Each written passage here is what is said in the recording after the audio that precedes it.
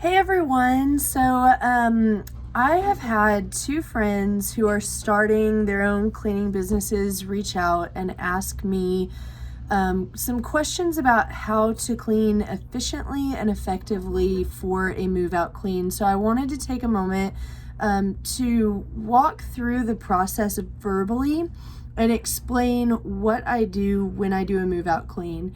The very first thing that I like to do is to go around and do a full dry dust. And whenever I do the dry dust, I use Swiffer. I like that one in particular because it locks the dust in. I don't have to clean it. I can just throw away the pad. So when you do your full dust, you want to follow the wall, the perimeter of every room, and use a wall-to-wall method. When you do the dusting, you also want to make sure to get anything with a ledge. On a home that's really dirty, you may need to run it over the walls. And if you're doing any kind of a clean with post-construction dust, you're going to want to take a dust mop. And that I don't have in a Swiffer. I mean, I just use the reusable microfiber pads that come with the mop. And you're going to want to sweep the walls with a damp dust mop. So when you do the wall-to-wall method, you want to go around high to low, dust along the very top seam of a room. Then you want to dust any kind of a corner. You want to dust any kind of, like where the walls meet. And then you want to get above doorways, baseboards, crown molding, and I like to do the perimeter, and then I come back and I'll do any fixtures that may be in the center. I'm not wiping anything down at this point. I am simply dry dusting. When you do the blinds, you want to, go over the blinds, open them up, turn them the opposite orientation, dust them that way, lift the whole set up, or pull them back if they don't lift up all the way, and then dust up into the window. And then you want to dust the edge of the window, and any details that little lip at the bottom that you use to lift the window up. If you're doing a move out clean for a listing, a home for sale, you need to talk with your client beforehand to ask if they want the tracks wiped out. If they do want the tracks wiped out, you need to factor that into your quote, which I will talk about at the end of the video. So factor in how much time is it going to take to do all these windows. And generally speaking, on a move out clean, you do need to do the interior window glass. We don't do exterior glass, so sometimes I'll refer them to a professional window cleaner. The reason being is our insurance doesn't cover it, and you have to have special ladders. It doesn't make any sense to do half the windows if you don't have a ladder to get the second story. They need to look uniform. So that's one issue. It's just complicated. So, one day we'll maybe think about adding it in, but it's really a specialty cleaning service. Similar to vents. We don't clean out people's vents. They need special equipment. Carpets, they need special equipment to shampoo carpets. So we have referrals for all of those.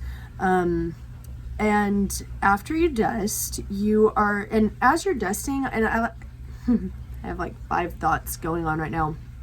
Clean by task, you'll go a lot faster. So you want to do all the dusting at once. Then you want to do all of the fixtures at once, or then you want to go through, because you might have a ladder on hand. So you'll want to bring your ladder and you'll want to have your cleaning supplies and go from room to room doing the fixtures or whatever. Now, I use a tool belt to hold all of my cleaning supplies, so they go with me when I'm walking. I don't have to haul a bunch of stuff. But if you don't have a tool belt, or if you're carrying all of your equipment, you might consider, when you get to the wiping down stage, cleaning by room instead of by task. I like the task though, because if you're cleaning by task, you're going into each room several times, and that allows for more opportunity to see any kind of a mistake that you could be making. So if you go into a room 3 or 4 times, you're going to notice things that may be overlooked. And on these move out cleans, they typically are so detailed, it's very easy to overlook something, or as the light changes throughout the time that you're there, you're going to notice a spot on the wall that you didn't see before and things like that. So after the dry dusting, I generally like to get the big bad things out of the way first. The reason for this is because if you start to run out of time, it's not the end of the world if you miss a spot on the wall, but it is the end of the world if the bathtub or the kitchen hasn't been cleaned. The very first thing I will do, especially if it's a dirty home, is take my vacuum and vacuum out any and all drawers, cabinets. You want to get all of the dry debris out first. And sometimes if the floor is really dirty and if everything is dry and there's no wet, I'll vacuum the floor since I'm going to be crawling around on it. I don't want to wear all of that lint and debris and stuff. So sometimes I'll do a preliminary vacuum just so that I can fully invest myself in the cleaning process. So let's talk bathrooms. After you've vacuumed everything, you can vacuum out the tub, you can vacuum out anything with lint. And you don't want to use your duster for bathroom or kitchen stuff because all of those crumbs and hairs and debris, they're going to clog your duster up, which really needs to be used for dust. So I don't use my dusters, especially since I use Swiffers and they're disposable. I don't use them to dust up bigger items. I'll use my vacuum, and I prefer not to use them for gritty items or hair. So once you have removed all of the loose debris with your vacuum, you're going to want a few things. You're going to want a Brillo pad. I really like the product Lime Away. It's green. It's called Lime, Lime Away, and it removes calcium, lime, hard water, stuff like that. So you want Lime Away, Brillo pad, magic eraser. I get the Pine Sol. I really like Pine Sol multi-purpose cleaner, and it comes in a huge gallon-sized container. And what I'll do is I'll take my spray bottle and I'll put about that much into a full liter-sized spray bottle, and then I'll dilute it with water. And trust me, it'll be enough. And the whole gallon will last me about a month, me and my team, and we just keep refilling out of the gallon and fill it up with water. That's another thing that you need to ask for a move out clean, is whether or not you will have access to water. If you will not have access to water, you need to probably purchase about 30 gallons of water at least, and you need to put that on the tab. So ask them if you're going to have water, ask them if you're going to have electricity. More times than not you will, but there are times when I have showed up for a move out clean and there's no water, no electricity. If there's no electricity, it doesn't mean that you can't clean it. It just means you might be cleaning in the dark. It means you won't be able to clean in the evening or at night. So that's relevant. I almost don't take a clean that's like that. And same with the water. If it doesn't have water, you're not going to be able to use the bathroom in the house. You're not going to be able to, like if you were to get product in your eye or something, you need to have water on hand so you can rinse your eye out, wash your hands, things like that. So even for safety, you need to have water on hand, or you need to have running water in the home that you're cleaning. The other product that you will want to have for these move out cleans is Barkeeper's Friend and Comet. I don't like Ajax, I like Comet. You'll want a bristle brush, 2 different types. One, I like the kind that has the handle.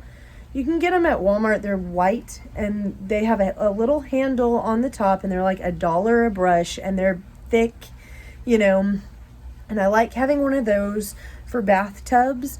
And then I like having a thin, it's almost like a toothbrush looking brush, except it's about that long.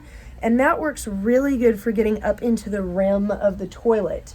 A lot of people like to use pumice stones if the toilet is atrocious. But if the toilet is truly that bad, I will almost always refer them to just replace it.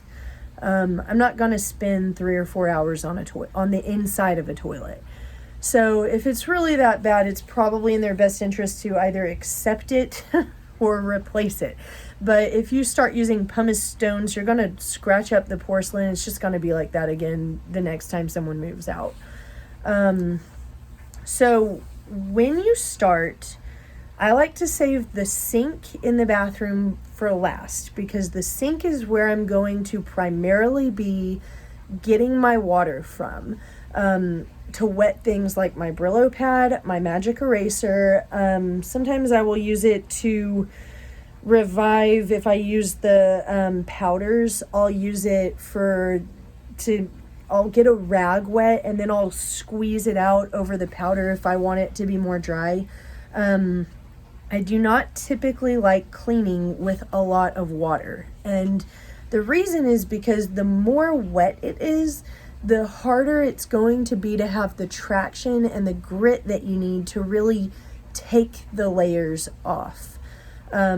Wear cleaning gloves. I really like the Playtex brand, and I like a size up. I like mediums. I have small hands, but I like the mediums. They seem to do really well. And always have a spare on hand. I always like to have at least one extra pair than I need, because there's nothing worse than ripping your glove in the middle of a job and then knowing that you're being exposed to all those chemicals for the rest of the day. For a move out clean, you're also going to want a hat, and you're going to want some kind of a mask, because there's going to be a lot of dust. There's going to be, sometimes it gets really nasty, and I always like having a mask on hand so I'm not breathing that stuff in directly. So depending on how dirty it is, you can use the Lime Away to break up really hard stuff. That's a more expensive product, so I try to use it very sparingly. But you can also spray it carefully along the grout and then use your little toothbrushy type bristle brush thing that I told you about. And that's also at Walmart for like $1. It has a real sturdy blue handle. Spray the Lime Away on any kind of mold or mildew, and then use the brush and kind of brush it in so it's still sitting, but it's distributed. And that'll remove any kind of mildew or mold if there's a chance it's coming off. The next thing I'll do typically is I will spray the whole thing with a layer of multi-purpose. I'll go through, if it's really nasty, I'll go through and I will powder it with, I can never remember the name of this stuff, Comet. I'll go through and I'll powder it with Comet. I'll turn on the shower head or the bath water just enough to get the Comet wet, but you don't want to wash it away. Wet one rag, and oftentimes I'll try to use a rag that I've already used. Like if I just clean the toilet, I'll try to use one of those rags because it's already dirty, and I don't want to use clean rags if I can help it on this job, because once you get that rag wet and you get it in the Comet, you can't use it for anything else. And you can just keep using it too.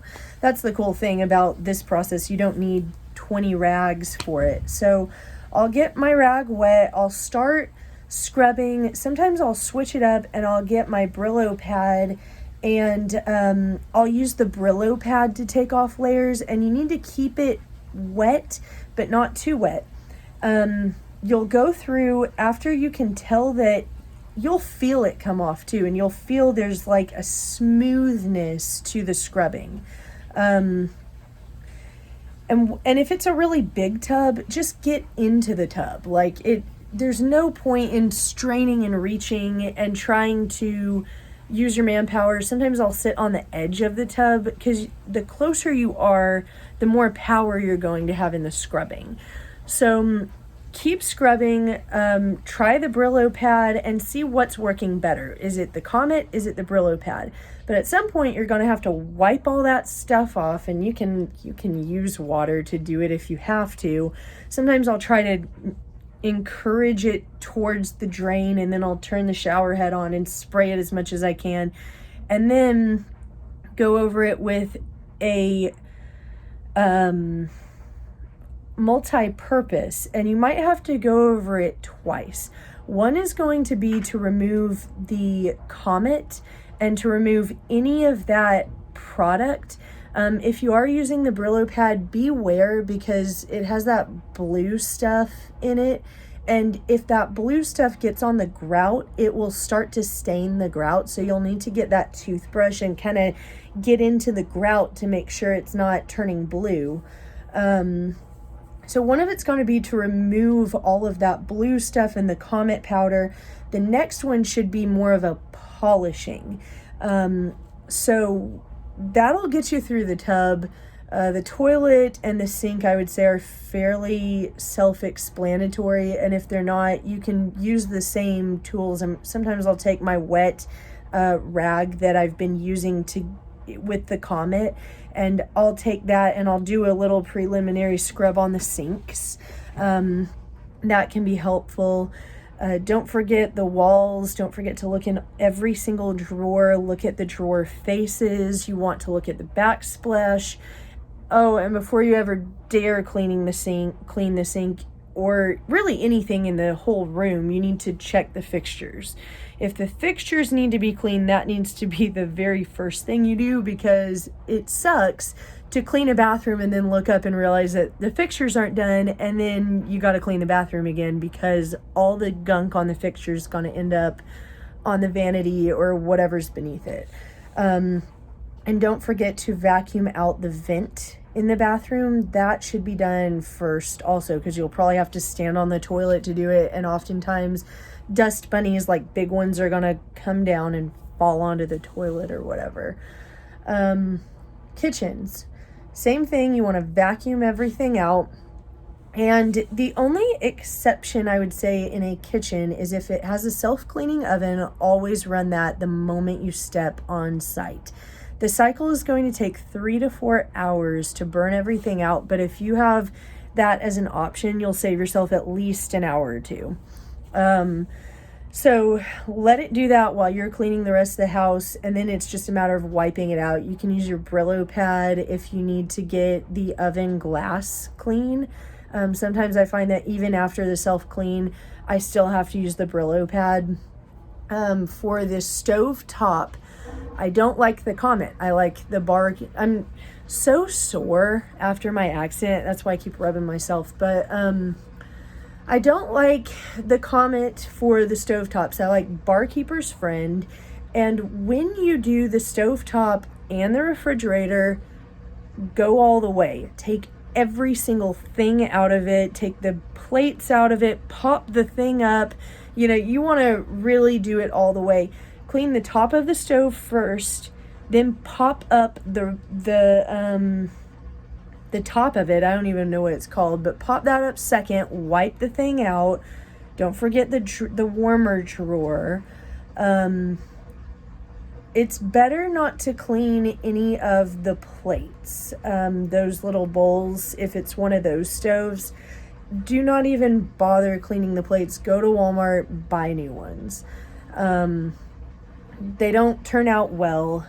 No matter how long you try to clean it, they will not turn out well, and the plates only cost like $11. So if they want the plates done, I would say do that. Sometimes I'll go through and I offer for a move out clean to do a full inspection, and I'll go through and I'll test everything out, and I'll just make a note on that for their maintenance team or however they handle repairs.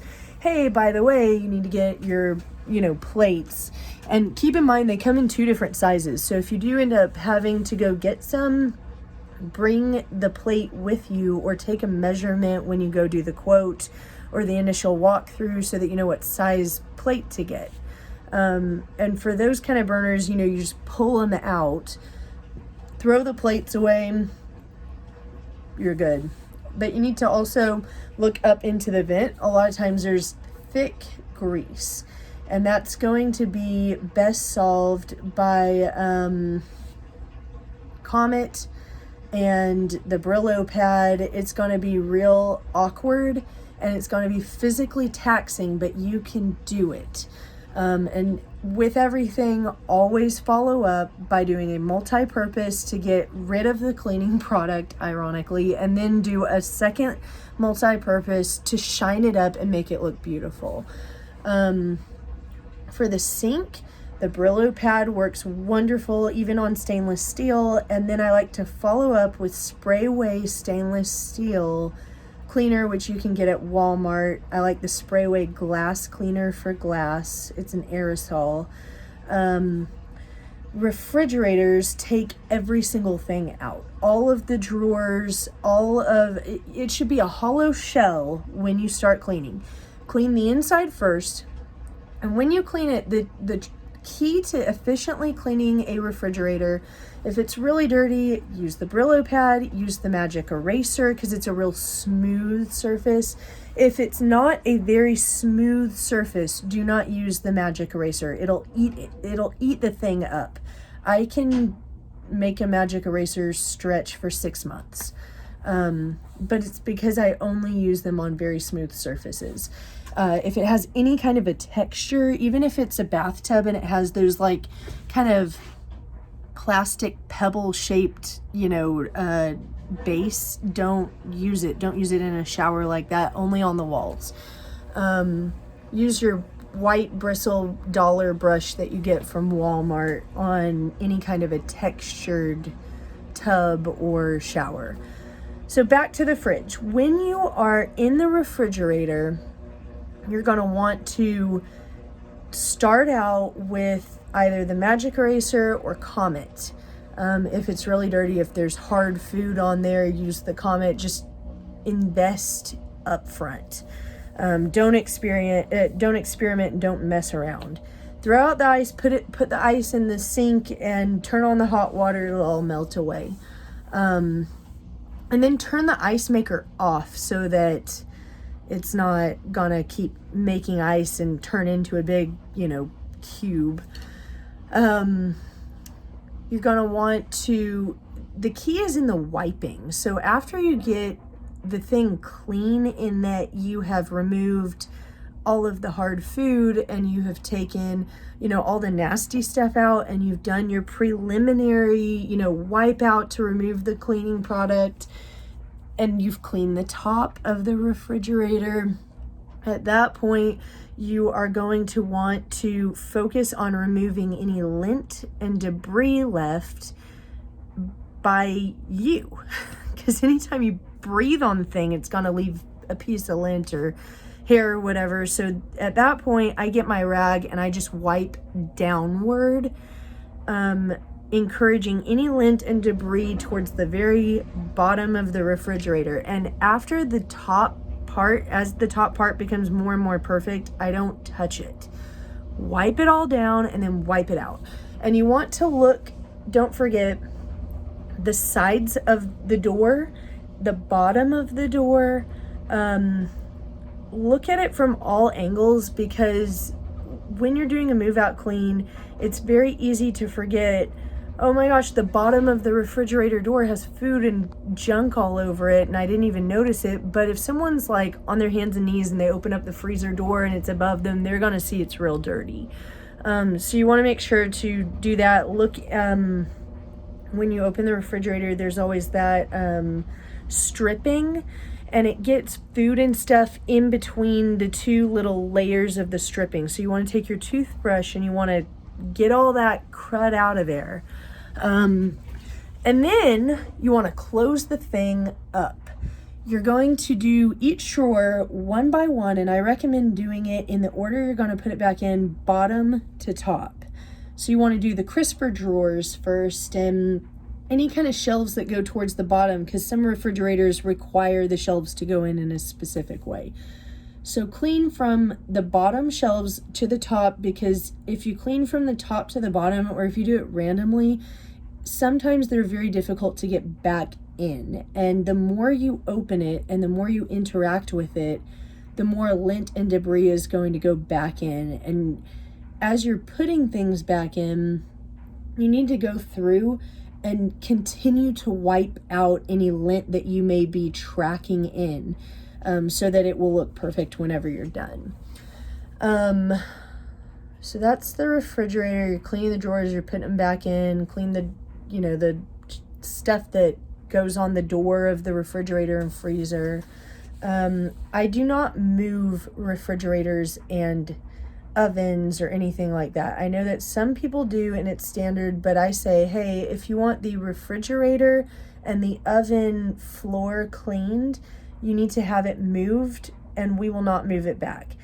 The reason for that is because they scratch floors very easily, and they're very heavy, and I don't want my assistant being injured. I don't want to be injured. I don't want to ruin the floor. So have the client do any moving, and they'll just have to clean that little strip if they're not home. When they move it back, they'll have to clean the part in front of the refrigerator, and that's typically no big, even if it's really nasty, you're talking about a 3 by 3 foot space. Wipe out the drawers, wipe out the cabinets, fixtures, of course. Go through the home, do a spot check. Some people like the magic eraser, but I find that if I just carry a rag and use multi-purpose, almost everything comes off.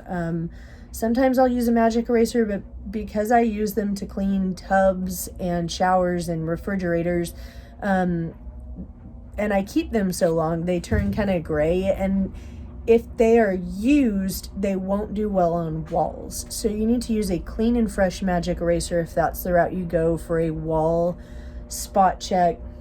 You'll want to make sure whenever you clean doors, like that gray strip you want to get the handles, the locks, around front doors, and sometimes even bedroom doors, you're going to see a graying around the doorknob, so be sure to get that.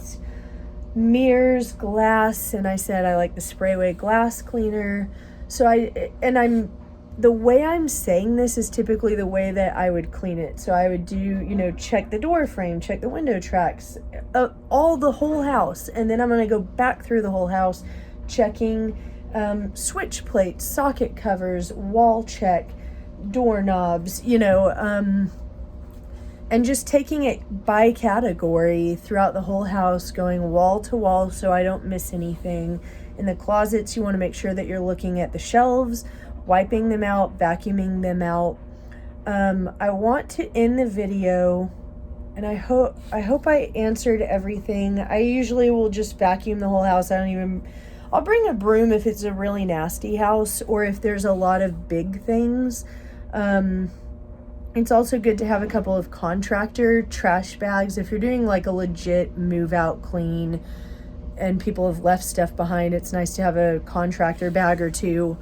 You definitely want to have trash bags, and I do not carry the trash in my car. I usually will leave it in the garage, or I'll tell, whoever I'm doing business with, hey, there's a bag of trash in this part of the home. Or if there's a dumpster, take it out to the dumpster. That's no big deal. But that way they know that they need to do something about the trash for trash day. I don't carry it in my car because I don't want to get lice or bed bugs or whatever could have been in the house. I empty and clean my equipment before I leave. So, keep it sterile. And what was I going to say? So there are two things left I want to talk about. The first is how I do the quote, and the second thing I wanted to talk about was the pictures. We'll start with the pictures. So when you go in, and I offer this as a service, but I also do it for myself. When I do it as a service, I do it a little bit different. I'm not as particular. I take pictures of the home as a service if for the property manager so that they can keep it for their records. And then I'll document whatever's broken, any damages. And when you take those pictures, you want to take the room to scale, and you want to take it in every corner of the room. You want the ceiling and you want the floor in all of these pictures. And on my phone, at least, I have an option where I can bump it back 0.5. So I like it bumped back so you can see the whole room. But then you want to go in and take individual photos of any issues to scale. So I'll take a picture and I'll put my finger in it, or you could put a quarter or a pencil or something that's very standard in size, so that anyone in a court setting could say, oh, there's a pencil. We know how big a pencil is. We know how big a quarter is. That's a person's hand, and you want that to be in the photo next to the damage, if at all possible, so that they can see how big is this hole in the wall, or how big is this, area that needs to be repainted. And then you want to keep a running note of it. So I open the notes in my phone, and then I'll go through room by room, and you want to name the room, and you want to be as specific as possible. For example, there are 22 nail holes in the bedroom to the left when you walk down the hall, and then it's on the wall to the right. There are 23 nail holes. There is in the living room on the wall with the TV jack, there is, a smudge the size of my hand that won't be able to clean off. Like, that's an example. The left burner on the stove is not in operation. And then part of that report, I'll go in and I'll put a list of the things that need to be fixed or corrected for a move-in. And you want to check things like, the air filter. You'll want to check to make sure it's clean. I'll list it if they need to purchase an air filter. I'll go through and I'll count any light bulbs, and I'll make note of any mismatched light bulbs, so that they know whether or not they're all in the same hue. Though it's very particular, those are the things that make a big difference whenever you're trying to rent a home out.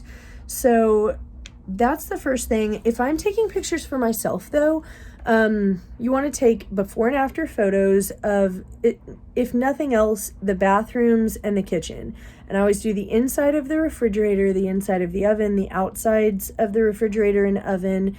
You want to stand in the same place every single time that you take the photo. The reason is because you want them to be able to see that you cleaned it. You want them to be able to see the difference between the before you got there and the after, so that if they come back and they say, oh, you didn't clean the tub well enough, you can say, yeah, I did. Here's the before, here's the after. I remember this tub. I worked on it for an hour and a half. These are the reasons that these spots didn't come off, yada, yada. I'm happy to come out for an hourly rate, but you need to be there and you need to watch me clean it again because I couldn't get the spots off whenever I was there. So that will cover your ass whenever people complain, or if they have any questions, or if the resident doesn't think it was cleaned well, which happens. So you want to make sure that you have documented everything. And then it'll also serve within your marketing so that you can create proper before and after photo comparisons. And then on your website or your Facebook business page or whatever, you'll be able to post the before and after, and that'll get you business. So that's the photos. How do you do a quote? This is my typical formula, and I mean, it's to some degree, you kind of just have to keep track of your time after you do so many of these cleans, and you'll start to realize how much time you're taking. I'm a very fast cleaner, so what I'll do is I'll say 1 hour per appliance. Even if it's a self-cleaning oven, I'll still assume an hour for it. So 1 hour per appliance, so 1 hour for refrigerator, 1 hour for an oven, 1 hour per room. Kitchen gets an hour. Now, if it's a living room or a bedroom, and I know I'm not going to have to spend much time in there, and there's no spots on the walls, and the carpet looks fresh, and like I'm not going to have to do the windows and the tracks and all of that, I might give it 30 minutes, but that's the minimum, because you're still going to have to vacuum it out. You're still going to have to probably get a few spots, window glass, fixtures.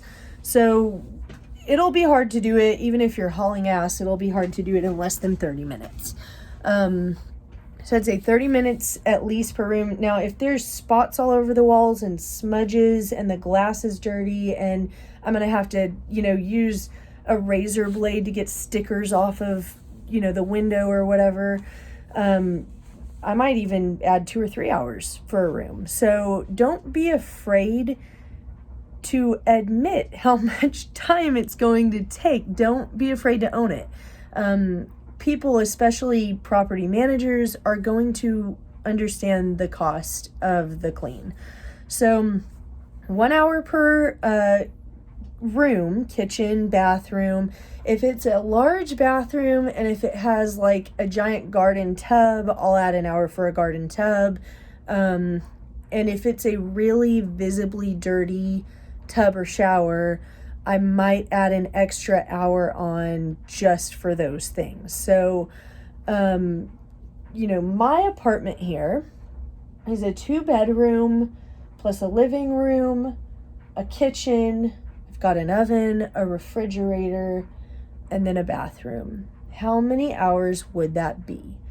Well, I'm not dirty, but there are some spots on the walls. It's an older apartment, so that means that I might want to take a little extra time to differentiate, is that spot coming up or not. I've got glass in every room, so for 2 bedrooms plus a living room plus a kitchen, a refrigerator, and then a bathroom. My bathroom's not that dirty. I'm going to say this whole place is going to take a minimum of 6 hours for a move out clean. So I charge $35 per hour as a base. So 6 times 35, whatever that is, it's probably around 7. What is it? 6 times 3 is 180. So it's probably close to $200. I don't have a calculator. And then I will add an extra hour. So I'll add an extra $35 or $40, because you can always spend time doing a better job, but it really sucks to eat it. And it sucks the most to end up in a situation where you're paying to clean someone else's home because you have dipped so far into your time. So always add a little bit of fluff time, and that will also cushion you if you end up having to go back. If you get in there and if it's a lot more work than you anticipated. So be sure to add at least 1 extra hour. Now, if it's a really dirty home, I might add as much as 3 or 4 extra hours, depending on the price. Generally speaking, after the quote is getting up into the $600, $700, $800 mark, I might be willing to eat it a little bit if it's going to be a really high ticket clean. And sometimes they are. If it's a move out clean and if it's obvious this person hasn't cleaned in 20 years, you could be looking at a $1,200 clean. So if it's really bad, I'll add a little bit of extra time, but I'm not going to freak out over an hour or two, of lost work. I'll give them an hour or two. So I hope that this was helpful. If you have any questions or anything that I haven't addressed in the video, please let me know. I would love to share any of the advice that I have or anything that I've learned. And it's funny because I've been doing this off and on for over 18 years, and I'm always learning new tips and tricks. Whenever I go clean with someone else or a contractor, I have an assistant come and they've got a trick up their sleeve. Like one thing a girl taught me, in the last year was when you go to clean a bathroom, you want to clean the mirror first and you want to do it before you turn on the lights. The reason is because the glass is going to be heated by the light and then it'll streak. So